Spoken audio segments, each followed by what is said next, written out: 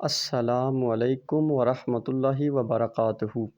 حضرت انس رضی اللہ تعالیٰ عنہ سے روایت ہے، رسول اللہ صلی اللہ علیہ وآلہ وسلم نے فرمایا، جب اللہ رب العزت بندے کو کوئی نعمت دیتا ہے اور بندہ الحمدللہ کہتا ہے تو بندے نے جو شکر ادا کیا وہ ملنے والی نعمت سے افضل ہوتا ہے۔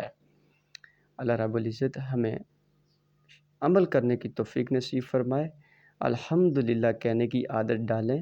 ہر روز ہمیں ان گنت نعمتیں ملتی ہیں لیکن ہم شکر کرنا بھول جاتے ہیں، تو اپنے اندر جو ہے وہ شکر کرنے کی عادت ڈالیں، کیونکہ شکر کرنے سے اللہ پاک اور نوازتے ہیں۔